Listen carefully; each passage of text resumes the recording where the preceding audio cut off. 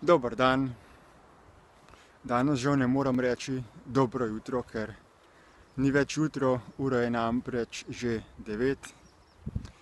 Zakaj danes tako pozno snimam ta video?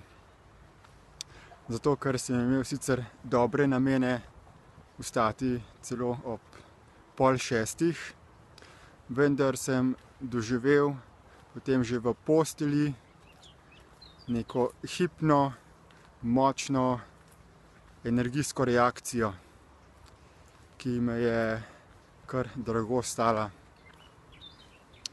Kaj se je namreč zgodilo? V svojem procesu osvobajanja od uma se mi pojavljata dva tipična vzorca. In eden je strah pred obsojanjem iz strani drugih, in ta strah mi potem povzroči močne reakcije. Konkretno lahko opišem, kako se je danes to zgodilo. Sem v postelji, zazvoni budilka in si rečem, bom še majčkeno zadremal, si nastavim zopet budilko čez 10 minut. No, v teh 10 minutah pa začnem sanjati in v teh sanjah v domišljiji doživim prizor, kjer doživim nekak strah pred tem, da me neka oseba obsoja oziroma da me postane strah, kaj si ta oseba misli.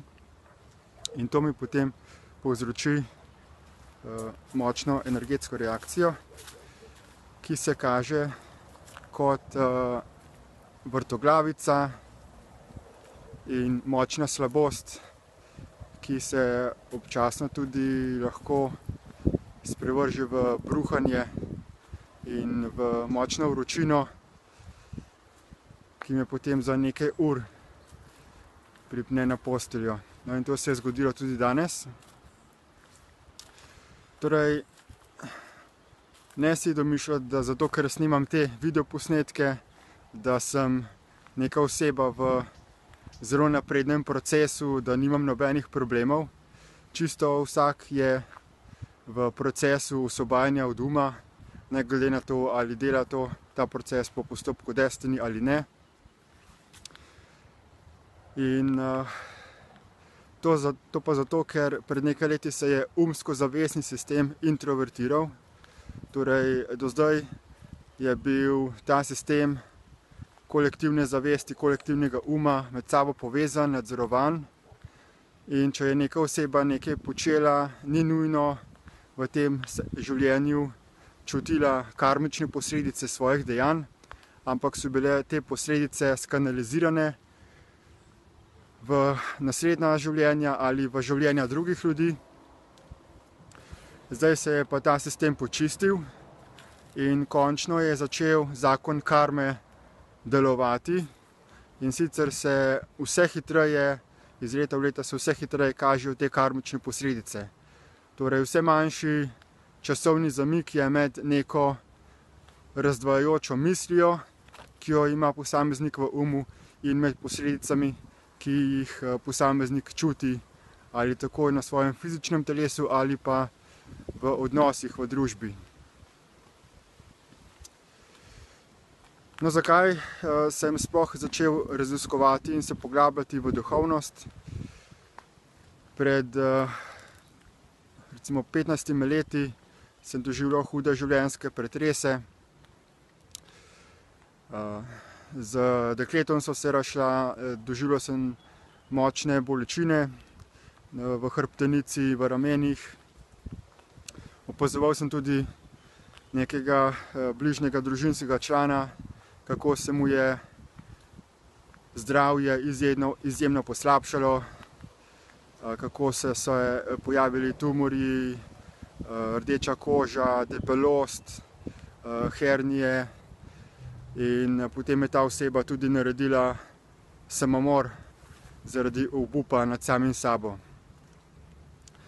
Torej, to, o čemer govorim, o osvobajanju od uma, ni neka zabavna zadeva, ampak je to zelo pretkan parazitski sistem, sicer simbiotski, ampak kljub temu parazitski sistem, ki na zelo droben, neopazen, počasen način uničuje naše življenje, uničuje naše fizično telo. In včasih do tega trenutka, ko je že prepozno, ko se ga ne moremo več osvoboditi in potem nas porazi z smrtjo. Zato je ključno, da začnemo vsi delati čim prej ta proces osvobajanja od uma, dokler smo še pri dobrem zdravju in polnem zavedanju, oziroma kolikor toliko visokem zavedanju. No, in v naši skupini Destiny imamo tudi odlična podporna orodja.